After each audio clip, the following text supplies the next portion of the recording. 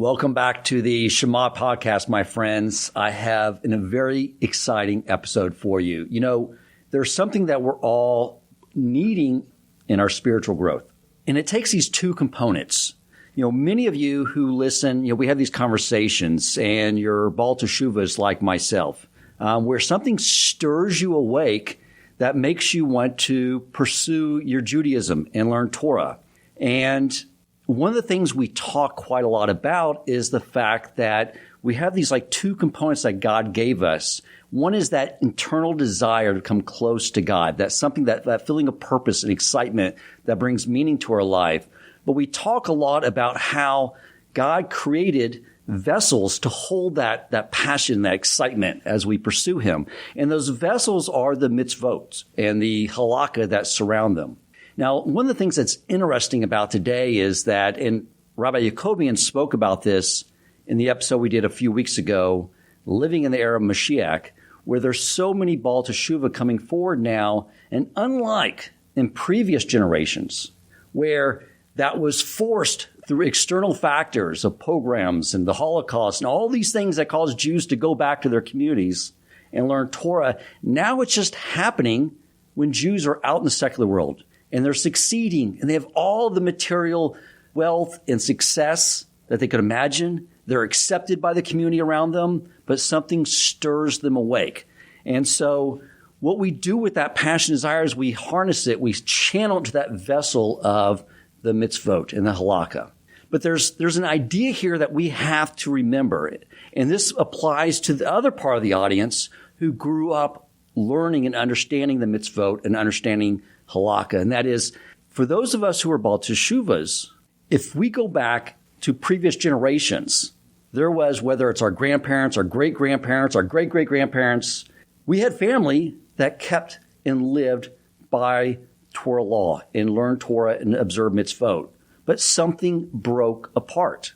And the same thing is happening today. You have people growing up in a Torah-observant community, learning Torah and the halakha, and something is causing them to move away from it. And what is that? The Torah and the mitzvot and the halakha, are, as I said, are like the vessels. It is the how to live a Jewish life. But the why is that passion, desire to understand why we live this lifestyle, why we follow the Torah, what it is that we're really trying to accomplish. And what breaks things apart is when both are not there. You know, there was a prophecy in the Zohar on the Parsha Noach. And it talks about, as it's discussing the flood that occurred where waters came from below and waters came from above, that in the future, in the year that equates in the Gregorian calendar of 1840, that there would be a second flood. Except this time it wouldn't be water. It'd be a form of water. What we refer to as Torah is analogous to water. That there would be wisdom from above, Torah knowledge, spiritual wisdom, and there'd be knowledge from below. The scientific knowledge, understanding how the physical world operates. And those two would converge and bring Torah throughout the world. And the knowledge from above that occurred back then was this Chassidic thought, starting with the Baal Shem Tov, and continues on to this day. And the scientific knowledge is really what we're experiencing today as you're watching this through this medium of technology. And so I thought it'd be appropriate to discuss some of this Chassidic wisdom, and especially about the teachings of Rabbi Nachman, the grandson of the Baal Shem Tov. I'm bringing someone on, Rabbi Yaakov Klein, who is spreading the wisdom of Rabbi Nachman, who has written amazing books, the most latest one, The Story of Our Lives, analyzing the Rabbi Nachman story of the lost princess. Welcome to the Shema podcast, the podcast for the perplexed, where Torah insights, intertwined through personal stories, as well as interviews with leading Torah scholars, demonstrate the empowering qualities of Torah and mitzvot. For more great Torah learning through Torch, the Torah Outreach Center of Houston, go to torchweb.org. Now to the show. So nice to have you on. It's a privilege. I appreciate you joining us. Thank you. Tell us a little bit about yourself, what your background, what got you into studying the teachings of Breslov and that area of Hasidic thought. Sure. And I think your introduction already covered so much. I'm not sure, sometimes the Talmud says if you add, you're taking away. so much of what you spoke about with regard to a certain feeling among those who live and were brought up and experienced the entirety of their lives, that sort of halachic and communal infrastructure that's unique to Orthodox Jews, to a Torah lifestyle. There's oftentimes a feeling among spiritually sensitive people that the why can oftentimes go missing. And this was a feeling that I had from a very young age. I'm still at a very young age, but even younger, if you could imagine such a thing. And I just had this feeling all the time. I had I hope that I held onto it, a poetic, a creative soul that was yearning for something very broad, something very deep, something very spiritual that I felt wasn't necessarily being fostered in a conscious way throughout, the journey of the particular yeshivas that I learned in. Wonderful yeshivas, phenomenal people, special people, and I gained a tremendous amount from them. But perhaps there was a certain feeling on the part of those that were running these institutions that it was a given. There were certain elements that were a given, that the why, that the emunah, that some of the understandings of what it is to be a Jew was sort of given. And now let's get down to the practicalities of exactly how we're supposed to go ahead and do this thing. It was assumed that it was assumed there. Either it came from the house or it came from, and in many cases it did. But there was still a feeling that because there was a certain assumption that was going to already be there, and so much of like a top-heavy focus just on the element of, academics and learning and understanding and hair splitting and dialectics and so on and so forth, that a certain perspective began to form around that was very institutional in nature, very societal, cultural in nature, that a little bit obscured a lot of that soul, a lot of that essence. And that was something that I picked up on and that I felt, and it bothered me terribly. I don't know that I was able to, put it into words like I am now. And I still struggle sometimes because it's ethereal by nature, but it was a lack. It was a perception that all is not right, and that this is not the ideal vision that HaKadosh Baruch Hu, the master of the world, had in creating the world and putting this thing called the Jewish nation in the world to spread a light unto the nations, but first to foster that light in and of and among themselves. And so I struggled for a great many years. I'm privileged enough to have been brought up in a home where a lot of these ideas were there. They were present. I think the dissonance between my Breslov upbringing, because my father, he has a whole story in and of himself, how he became close to Breslov, maybe for another time, a fascinating story. But we grew up with these ideas. We grew up with the concepts of Rabbi Nachman, a lot of Rabbi Nachman's stories, The Lost Princess. I grew up with, it was told to me at bedtime, and I would read the English version with the illustrated pictures. I would read it as a child. We grew up with these ideas. I think the dissonance between what I was getting at home and what I was or wasn't getting in the schools was also a challenge, a struggle for me. But ultimately, for one reason or another, that wasn't the point where I was able to feel as if, okay, this is the answer. On the contrary, sometimes I felt like it further obscured things and complicated exactly, well, what is it? And what are we trying to do as Orthodox Jews, as Torah Jews? What's the goal? But it wasn't until much later on, when I was in yeshiva in Eretz Yisrael in Israel. I went, to learn there at 17 years old. I had skipped 8th grade, and so I graduated a year early at 17. And it was a great combination of factors. Obviously, the master of the world has his plan. But I think that it was the independence and the necessity for me to take personal responsibility over my own growth. It was like a aha moment when I realized that I'm in charge of my life. I couldn't expect to be educated beyond how I would self-educate. And there was a moment, actually, I remember very distinctly. I don't think I've spoken about this, actually, or told this story publicly. There was a point where I was very, very fascinated with the novels of Stephen King. He's like a horror, like a thriller, I believe, right? Like a horror writer. And I was reading these books, and I noticed how often he would quote biblical texts. He was quoting from Job, and he was quoting from this one and that one. And me, as an Orthodox Jew, was completely clueless in a lot of the texts that he was quoting. And I said to myself, I remember this moment very starkly. It was it was a little bit of a shock. Yeah. And it hurt me. I said, how could it be that this person knows things? It's not even his, it's mine. It's our tradition. I know nothing about it. And that was a moment where I was like, hold on one second. I really don't know anything. I don't know anything. And here I am again, the Orthodox Jew that a lot of perhaps Bali Tshuva, who themselves know a lot more in certain cases because of their own studies and their own openness and authenticity and sincerity than a lot of those that they're trying to be like, which we'll get into in a minute, I presume. There was a feeling like, wait, like I have to learn and I have to, and then I started to explore and I started to open different Sfarim, and slowly but surely, by divine grace, I managed to take this path through 18th century Ukraine and through these villages and through these Chassidic courts where I found that exactly the feeling that I had growing up and was unable to articulate was being articulated perfectly, clearly, lucidly in all of these works. And the Chassidus came to treat this very issue 200 years ago, but today the message is more prevalent than ever. Talk to the audience a little bit about Breslov teachings and Sure. sort of the history of that. Sure. So it was an interesting thing. Again, God runs the world in mysterious ways, and every person has their entry point, whether it's to Breslov, whether it's to Hasidus, whether it's to Torah Judaism, whether it's to whatever it is. There's always a million doors. So I was privileged enough just on a familial level, meaning from having been brought up in a family where Breslov was a thing, and I was made fun of for being Breslov even before I knew what it was at all, but at least I was Breslov enough to have had people, the Breslover, I don't know what it was in high school, certain teachers you wouldn't believe.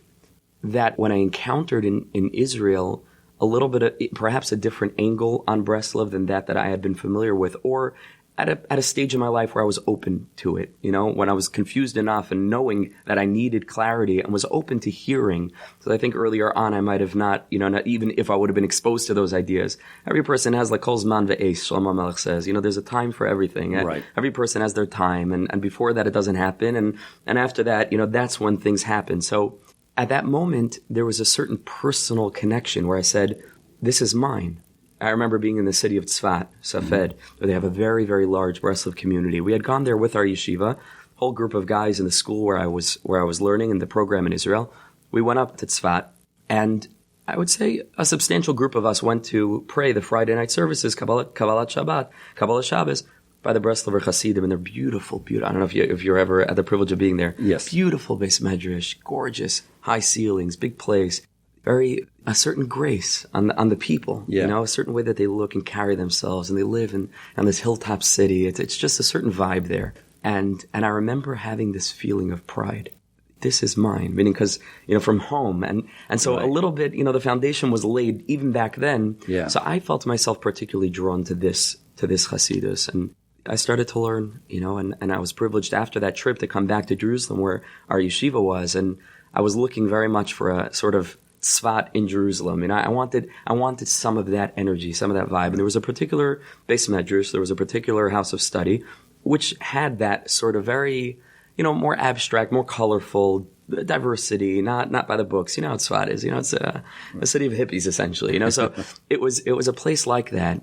And there, I think I was exposed for the first time. There was a person giving a shir in Yiddish, which, because of my background, I understand. I can't speak a few words of Yiddish, but I understood Yiddish. Yeah. And I sat on a bench in the back, and I started to listen to this shir by this Maggid shir, the person giving the lecture, the class. His name was Rav Mata Frank. Okay. Just last night I did an event with him, actually, in Lakewood, in New Jersey. And he was teaching from Rabbi Nachman's teachings, Likutei Moharan. Fireworks were going off in my mind. Yeah. I mean, I'd never heard such a thing, such ideas. And the way that this particular person speaks also, there was a certain confidence and a clarity and a lucidity and a hope and a joy and a sanity and a normalcy and a balance and a synthesis. It was everything that I felt. I just, sometimes, like Chazal say, Nikarim Divrei Emes, when you encounter truth, you just know it. It's something, it does something to you. Yes. And I said, this is it, this is mine. I went right from there to the Breslov bookstore. I bought myself a copy of Likutei Moharan. I opened it to the first page, and that was it. That was it. And over the years, it's been a relationship. Rabbi Nachman is not just, he was some scholar and we learn his works in an academic way. And there are those that do that. It's unfortunate. It's a personal relationship.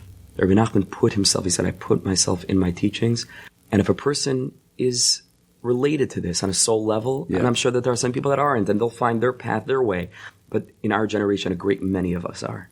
We belong to Rabbi Nachman, and he captures us. He captures us through his stories. He captures us through his poems, through his visions, through his teachings, through his wisdom. He captures us, and we feel deep inside, even if we can't articulate or explain it, we say, this is it. This is what I've been looking for. And so I very much had that experience, and it's been a roller coaster whirlwind ever since. Amazing. Yeah. The way Rabbi Nachman, his teachings, it's not like you're just reading something in the dry form with here's what to do, but it's speaking to you as if you're asking someone, what do I do in this situation? And he sort of organizes his teachings in that way that if you're struggling with X, no matter what you're looking for, it's like a pharmacy. Yeah. No matter what you need, at any point, at any stage, in the winters and summers of the human experience, there's something there for you. Many of his books are just being pulled off the bookshelf normally throughout the year, as I'm struggling with something, and That's right. The answers are right there. You've written some books prior to the book you've currently written. Talk a little bit about some of the books you've written on this subject. Sure. So in the beginning, when I was getting a little bit closer to Chassidus and discovering this path and embracing it and understanding it and exploring it, and it's a whole world in and of itself with all the different dynasties and masters and teachings and paths and revelations. It itself, it's not, you can't just say Chassidus. Every court is a whole kingdom, it's a whole world, it's a whole philosophy. So when I started to explore that world, beginning really with Breslov, I found this very, very unique element in Breslov that I hadn't seen in other places, where Rabbi Noson of Breslov was Rabbi Nachman's primary disciple, wrote a work called Likutei Eitzos, which means a collection of advice. This collection of advice wasn't a work that was separate from the other major Breslov works. What it did was, basically, it took Rabbi Nachman's Likutei Maran, which is his magnum opus, filled with the deepest teachings, Kabbalistic teachings, philosophical teachings, and it drew from each lesson the practical advice. Likutei Eitzos is a collection of advice, but again, it's not new. It's not something. It's Likutei Maran, practical. Right. How do we take these abstract ideas and these beautiful concepts? How do we apply them? That was fresh to me. I said, "Whoa! It's not just about the intellect. It's about the transformation that these ideas are supposed to have on us." At that same time, I was learning the Sefer Kedushas Levi from Rabbi Yitzchak of Berditchev. He was one of the early Chassidic masters, third generation, a student of the Maggid of Mizrich, who himself was the spiritual heir of the Baal Shem Tov. At the same time as Rabbi Nachman, they were very, very dear friends, and it wasn't so simple to be Rabbi Nachman's dear friend. He put up with a tremendous amount of opposition, which is a separate conversation exactly from whom and why. But they were very, very close, and that sefer spoke to me, that work spoke to me. Rabbi Yitzchak, just before we get into the teachings, Rabbi Yitzchak of Berditchev is known as the defense attorney of the Jewish people, the advocate of the Jewish nation. In Hebrew, it's Sani Goran Shel Yisrael. To my knowledge, there is no other figure throughout Jewish history who shares this title, persona, the defense attorney of the Jewish nation. What does it mean? Yes, what does that mean? What does it mean, the defense attorney of the Jewish nation? He made it his business to argue with God over decrees and over harsh realities in the lives of Jews, to go ahead and to find any tiny advocacy that he could sometimes even manipulate, sometimes even generate. And I'll give you an example in a minute. Yeah. He would bring that to God in a way that was unheard of. He would speak and relate to God as if he was a friend having a banter. And he would try to he would try to orchestrate events that would enable a point of what's called limud zchus, a point of merit to emerge, specifically because of the way that he set things up. And he would grab it and bring that to God and say, "See, look at your." So I'll give you an example. There are so many stories, but one example is that Rabbi Yitzchak Berditchev was once walking to shul, to the synagogue, on one of the most stringent fasts of the Jewish calendar, Tisha B'Av, the 9th day of Av, right? Okay. Outside of Yom Kippur, it's the most stringent fast. These 2 days, it's very, very intense. It was a day of horrible calamities for the Jewish nation. Both temples were destroyed on that day. Throughout Jewish history, it's a day of darkness. It's also a day of great light. That's a separate conversation. The darkness is only a concealment. Our sages say that Mashiach is actually born on Tisha B'Av. So from within the darkness, that's where the light emerges. But be that as it may, it's a severe and stringent fast, and there are very, very few exceptions, in accordance with Jewish law, of who's allowed to be eating on that day. Now, in the city of Berditchev at that time, there was the movement of the Enlightenment. There were many, many, many of those who were shirking, this lifestyle in favor, or so they hoped, gaining favor, currying favor with the secular, surroundings, because they felt that the reason why they were being persecuted so was because of their differences. We know that it was the opposite, right? And the more Jews try to be like the world, the more they hate us, and a Jew is a Jew, and there's no getting around it. In a certain way, they're waiting for us to embrace our Jewishness, because in a very, very deep way, they want something from us, because they know that we're here to give them something, and they feel broken that we're not doing what we're supposed to do. Right. And so they're in a certain way, that the spiritual root of anti-Semitism is this feeling of discouragement. Like, you're in this world to give me something, give it to me. And if you're not giving it to me, I'm going to hate you for it. And in a certain way, they're right, because we're supposed to be a light unto the nations. First, we have to discover the light for ourselves, though. Then we can bring it to the world that's so desperate for it. But Rabbi Yitzchak is walking to shul, and he sees one of these Enlightenment figures, and he's very brazenly standing outside on Tisha B'Av, eating a piece of bread in the street, publicly. So the Rav, the rabbi, the judge, the Av Bezin, he has to say something, right? So he went over to him and he said, my dear brother, he said, you must not know that it's Tisha B'Av today. You must have forgotten. He says, no. No, I didn't forget. I know it's Tisha B'Av, and I'm eating. So Rabbi Yitzchak says, wow. He says, I must be that you're deathly ill, and that's why I have to eat. No, I'm in the peak of my health, perfect physique. I'm doing fine. And this goes a couple of other times where Rabbi Yitzchak's trying to find some, redeeming, some excuse to justify. And each one, brazenly, no, I don't have any excuse. And I'm eating on Tisha B'Av. So at that moment, Rabbi Yitzchak looks up to the heavens. And he says, Master of the world, look down at your Jewish nation, see how precious they are. They'd rather admit and bring upon themselves the shame of committing a sin than tell a lie. Beautiful. That's how he turned that. He reframed that situation. Exactly. Again, was he naive or was he privy to a little bit of a deeper level of depth that was even beyond the surface? I wrote an article about that once, the advocacy of Rabbi Yitzchak. But there were so many stories like that. So Rabbi Yitzchak was this personality that's so endearing to Jews because don't we all need that? Don't we all need someone in our life who's going to analyze our actions, behaviors, and mistakes and errors and somehow shine a different light onto it to show us that, something, we're trying to do what we can. Right. So that was Rabbi Yitzchak. So his teachings drew me. And a lot of what happens with the Jewish people is basically how we analyze, view, and judge each other. There's so much in the heavens that hinges it's all perspective. On that. Yeah. It's all the deepest secret of life is perspective. The deepest secret of life is perspective because we're all given the same set of facts, but it's how we interpret those facts that makes all the difference. Like I mentioned before, Rabbi Noson wrote a Likutei Eitzos on Likutei Maran, bringing out the practical advice. Now, when I was learning Rabbi Levi Yitzchak's teachings in Kedushas Levi, I said to myself, you can really do the same thing on Kedushas Levi. You can bring out the practical advice from each piece. I was revealing levels in the Torah, verses that seemed completely irrelevant to me, how it was speaking to me and the deeper secrets, that nothing's on the surface, the King James, translation. I mean, it's infinite depth. It's eternal depth. It was, expanding my mind in 2 billion ways. And I said to myself, let me try to do that. Let me try to extract the advice. So it started first, I'll tell you the story. It first started on a computer as a Microsoft Word document that I was foolishly, maybe it was even before you can save things to the cloud, I don't know. But I had it on a USB. Okay. I had worked about 3/4 of the year. Every week, I would pick 2 pieces from his discourses on that week's Parsha, Torah reading. And I would try to do this in English just to bring it down to earth. Not a translation, but to try to extract some of the ideas, bring from some other, thinkers on the topic and bring it, down, like they say, l'uvdilamaisa, practically, down into this world. After Pesach, Passover, I was a student then. I think I was about 18 years old when I was writing this project. And I flew home, and we were in Miami. My sister was making a simcha bar mitzvah or something.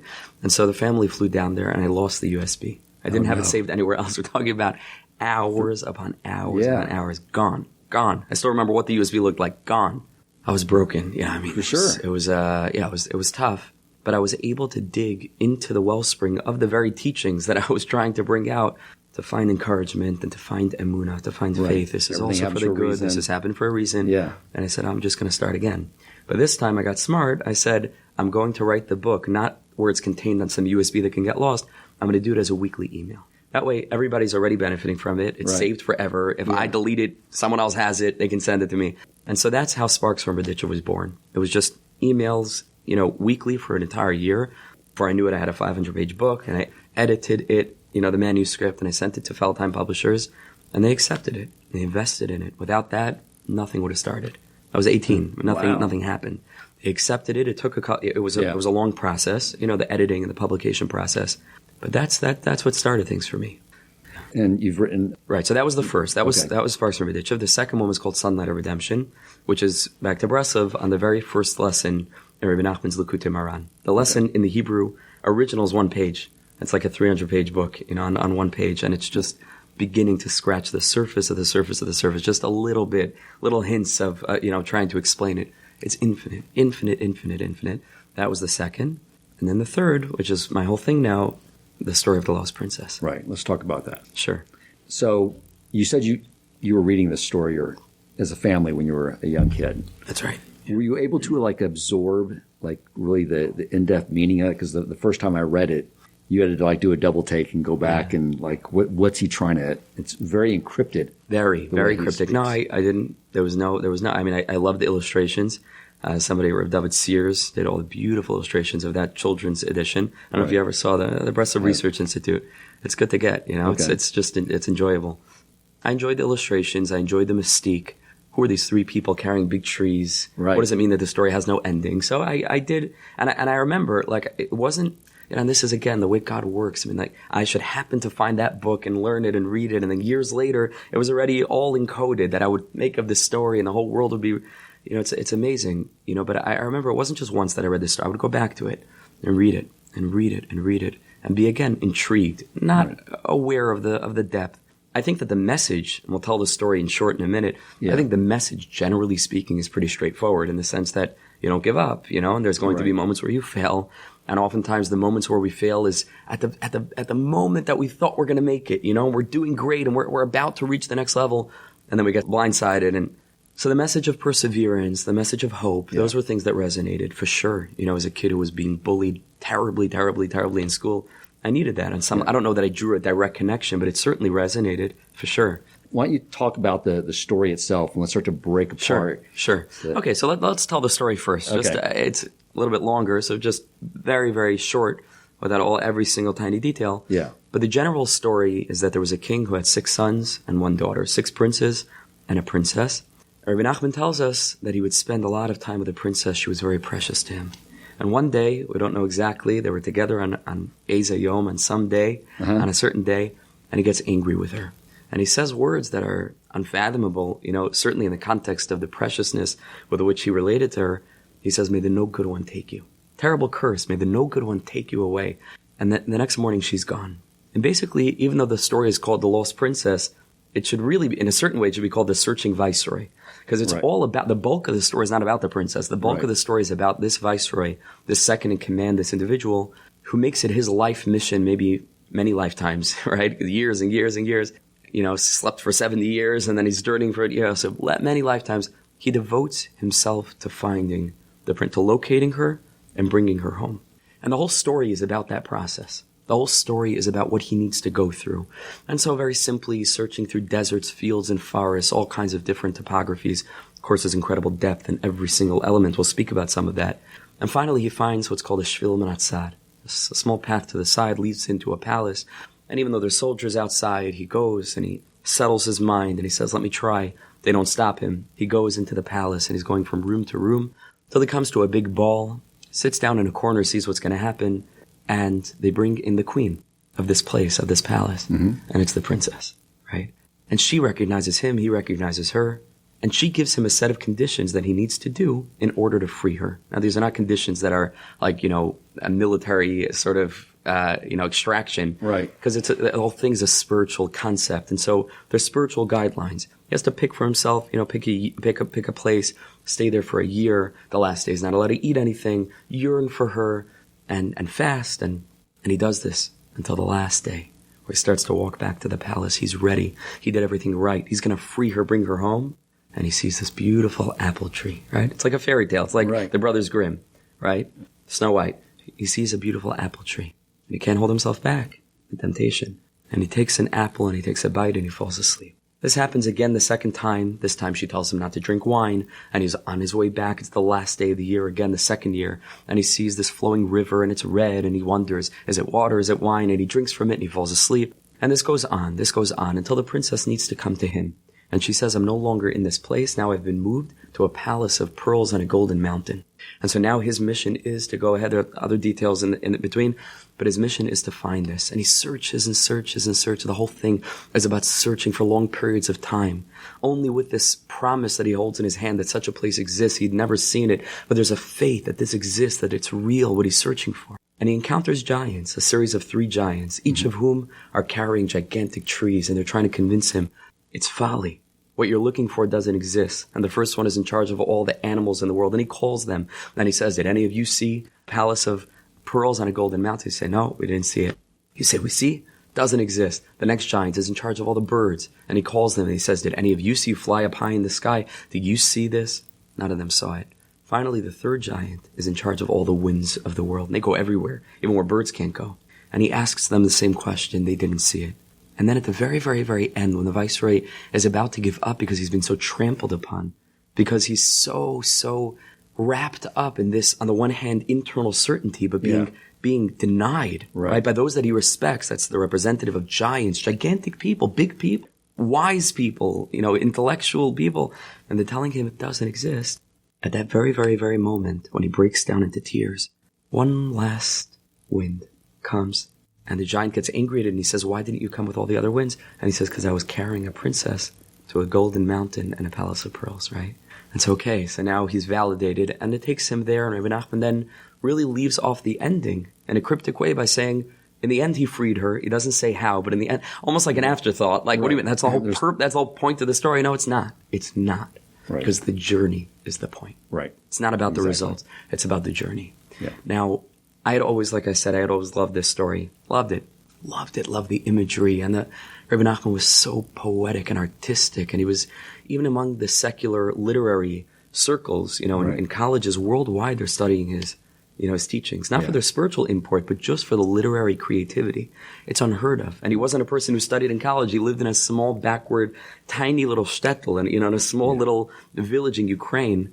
But his mind was infinitely journeying, And this is, I would say, one of the least imaginative of his 13 tales. Right. It's one of the shortest, and it's one of the least. I mean, the other stories they span, centuries, and there's so much compacted in oh my gosh, story. It's beyond time, beyond space. So what you just said at the end was important because, the story of our lives do not end with some climatic scene.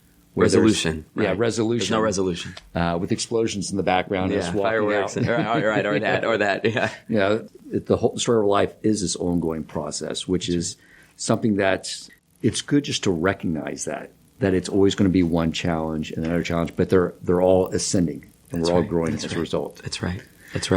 So let's get in, even before we get into some of that. Yeah. What is the princess, right? That's a very important element. What is it that gets lost? What is it that we're searching for?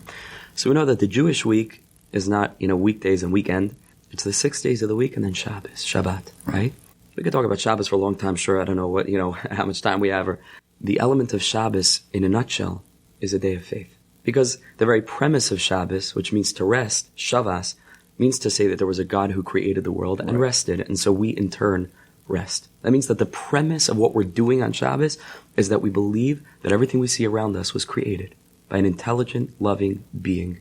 I think we limit oftentimes our conception of God by calling him God. We created that concept God, and it's limited. We call him the infinite one, the Ein Sof. We have no perception of what this thing is, not an old man with a long white beard who's pulling strings and hitting people. Right. It's so much bigger, right? Yeah. Rabbi Nachman once told one of these enlightenment types that he used to play chess with and befriend, spend a lot of time with, he said, the God you don't believe in, I don't either believe in. The God you don't believe in, I don't either believe in, right? Because it becomes an argument. Hey, do you believe in God or not? Like, well, hold on 1 second. What do you mean when you say God? Right, and what do I mean when we say God, right? And so that's an interesting conception also to think about. There's so many deep perceptions, not just what you read in a book. I mean, it's infinite. There's so much to learn. For me and for you, we're still on we're baderech, right? But there's this element of Shabbos, a day of faith, a day of not working, a day of the realization that whatever I did during the week and whatever I thought I earned and the paycheck that I thought I brought home, it was all founded on this, that there's a creator who's in my life and giving me strength, that I can breathe, that I can see, that I can feel, that I can perceive. What am I? What is this thing? Right. And what's the distinction between me and a corpse? We should all live long and happy till 120, but there's a strong difference. What is that element and who's giving it to me? It's a miracle, this thing called the human being. Shabbos gives us pause to be able to sit and reflect on all of that. And so in Rabbi Nachman's story, where we have this concept of 6 and 1, it's clear on the most basic level. Right. The 6 sons are related to the 6 days of the week, and the princess is related to Shabbos. Kabbalistically, Shabbos is feminine in nature, without getting to the depth of it, related to the sphere of Malchus, without the technicalities of it. But the princess is related to Shabbos. The princess is related to faith. The princess is related to the concept of tachlis. What was the purpose of creation? Shabbos. Right. In the Friday night services, we say, referring to Shabbos, tachlis ma'aseh shemayim va'aretz. The purpose for which all of creation was created was for Shabbos. Now, in our reality, we can only have a little taste of that. But what's Shabbos called? Me'ein olam haba. It's just a taste of what things are going to look like when the whole world is woken up, in a way of holiness, to that concept and that consciousness, to say, whoa, it's the most obvious thing in the world. But again, it matters and it depends on our perspective. Right. To be able to look around and all of a sudden a walk in the park is not a walk in the park, it's a walk through God. It's a walk through God. It's not a walk in the park. Right. Every tree is godliness, and every little blade of grass, and it changes everything to live a life of miracles. The princess gets lost.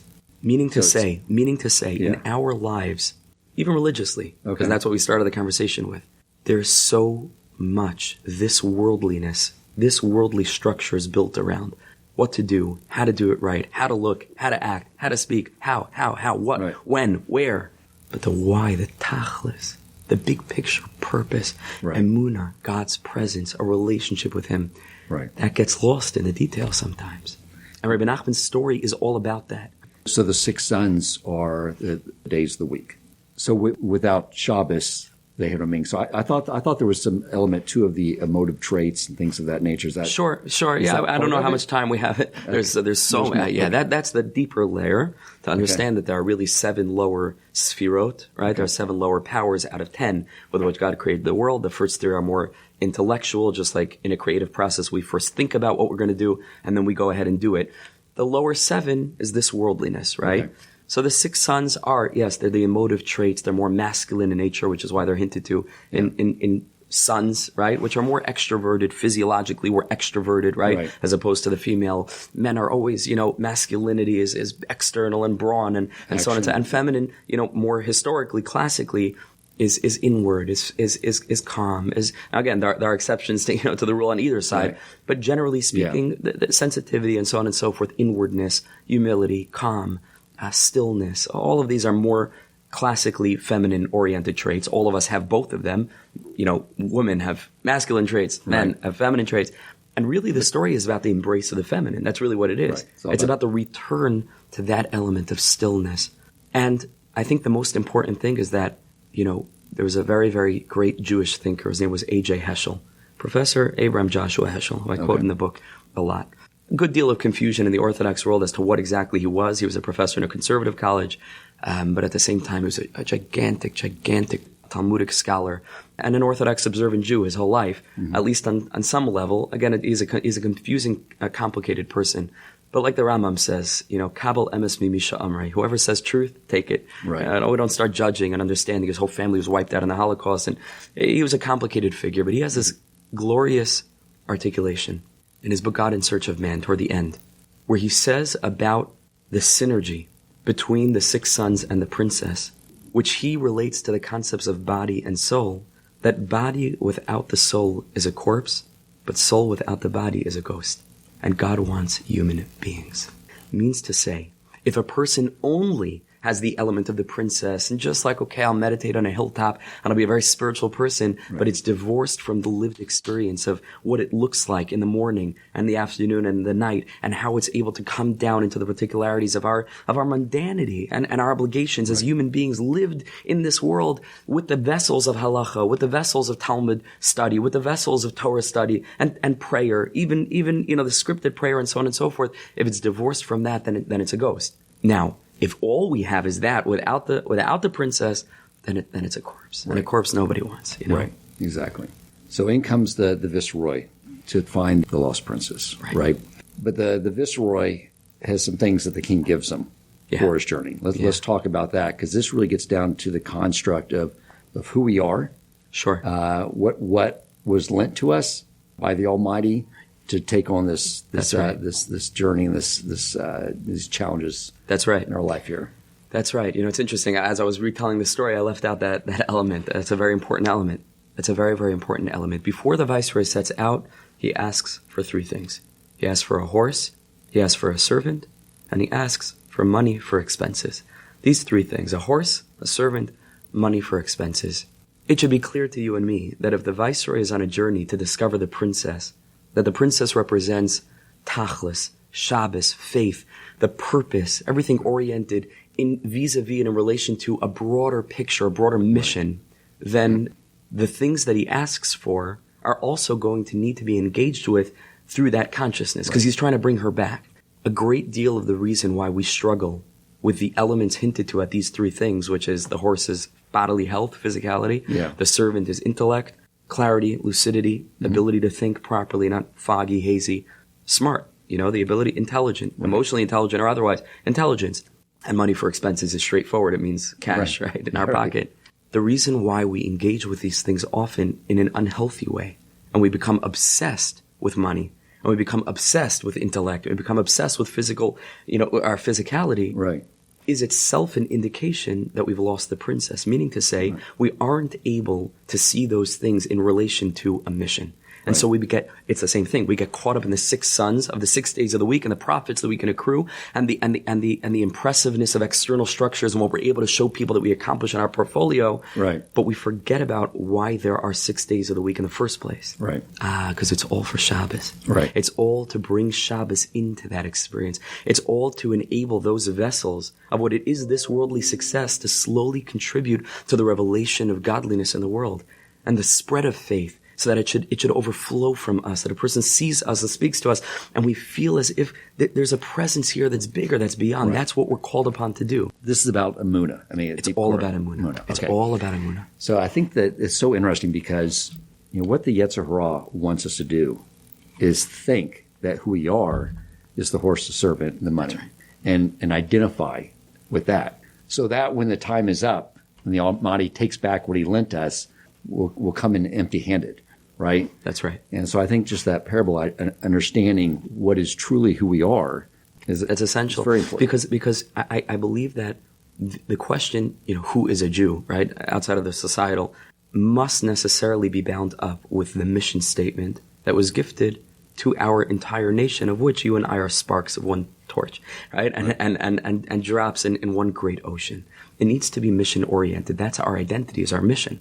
That's why we were sent. A lot of people are always asking, when they find themselves in certain circumstances, lama, which is a Hebrew word which means why. Why? And they have questions. Yeah. Why am I in this circumstance? Why was I given this set of circumstances and experiences and traumas and so on and so forth? But the Chassidic masters teach that with a simple change in vowels, the word can mean something else entirely. Okay. If we pronounce the word not lama, but lema, it goes from meaning why to for what purpose. That changes everything. Because a person can look at a circumstance and say, lama, like why? Right. Or he can start to shift immediately into this mission-oriented consciousness where it's limma. Here I am in this situation, but I didn't happen to have fallen into this pit. I was sent here. For what purpose? Right. How can I reveal godliness in this world now? And so the more that we identify our Jewishness with a mission, and it's not just about things we got to do and stuff we got to learn, but it's a trans-historical mission. This means to say that the Jewish nation throughout history has a mandate that gets lost because there are so many things that we got to learn how to do, and we can lose the big picture. What are we here for? What is our obligation vis-a-vis the world? Forget about ourselves. Vis-a-vis the world as a nation. Then we're able to engage with all of the circumstantial elements and not get caught up in them because we're able to utilize them, like the Viceroy, as tools to help us accomplish that mission. Okay. So the Viceroy goes through what a lot of us go through, where you're in this situation, you ask the right question. I'm here because God wants me. We say the Monday in the morning. He put me here. He gave me the resources. Right. He knows I'll be successful. And I don't want to speak on behalf of all the Jewish people, but quite often I'm like, God, I think you miscalculated this one. I'm not ready for this situation. I don't know what to do. I feel like if I go one way, I'll make a mistake. The other way, I'll make a mistake. But that's what the story is about. So let's talk a little bit about the journey the Viceroy goes through and how to navigate these situations. Sure. One of the foundational, there are a lot of foundational concepts in the book. Every chapter has its new angle and its new perspective. But I think that one of the paradigm shifts, which again is very much associated with almost everything we've been speaking about, is a shift that occurs when we allow ourselves to become what I call princess-oriented, why-oriented people. And what is that shift? The shift relates to how we measure success spiritually, how we measure what's a valuable experience, what's considered a successful experience in relation to our spiritual growth. Okay. Now, if a person is not a why-oriented person, that's not attuned to the great mission of the Jewish nation, which is simply to increase the glory of God in the world. Glory in Hebrew is captured in the word kavod, God's honor, His glory. But also Heschel says that kavod can mean glory, but it could also connote presence. Okay. Presence. Right. And I found this to be a very, very useful interpretation, because presence is something that we can relate to in the sense that I'm sure all the listeners have been in parties and things and social events. When someone with presence enters the room, you feel it. It's a weird thing. There's an energy shift in the room. The person didn't say anything, do anything.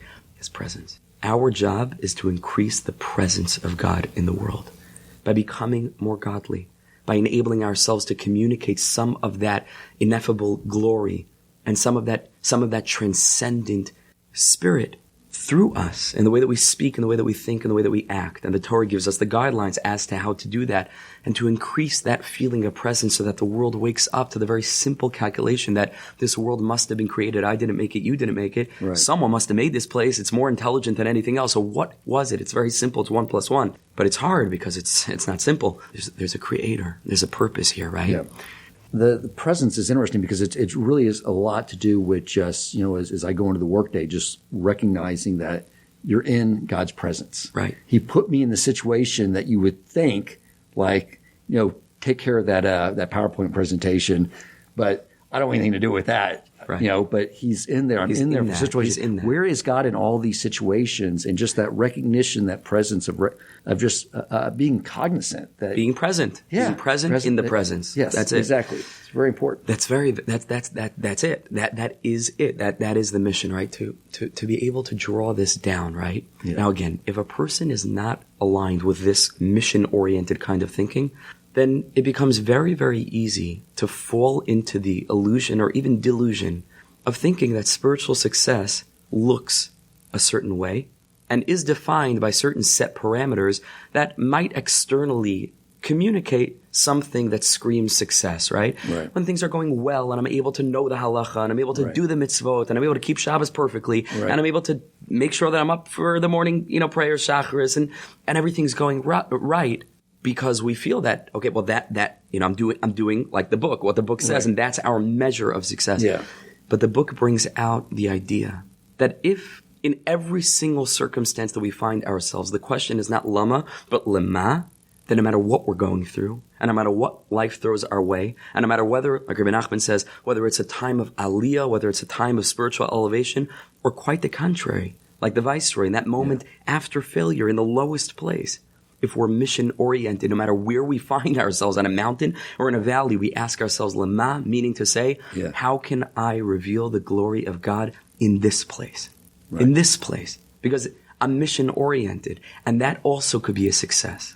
And that changes everything. Right. When a person starts to live on that level, to realize that whether it's in the shul, whether it's in the synagogue, whether it's in front of a holy book, in front of a sefer, or whether it's at work, or whether it's with my wife, or playing with the kids on the dining room floor. Right. No matter what circumstance it is, there's an opportunity here because there's an obligation. There's an opportunity to reveal the glory of God. And that means that Judaism is supposed to become holistic. It's supposed to be something not that we do, but something that we are, that encompasses all of us.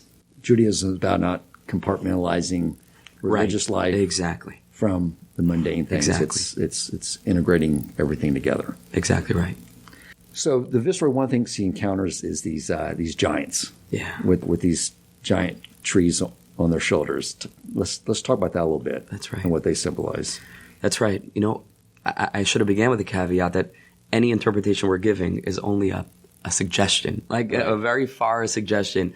There's infinite suggestion. I was just reading a letter from Rabbi Noson of Breslov, Rabbi Nachman's primary disciple who we discussed earlier. Mm-hmm.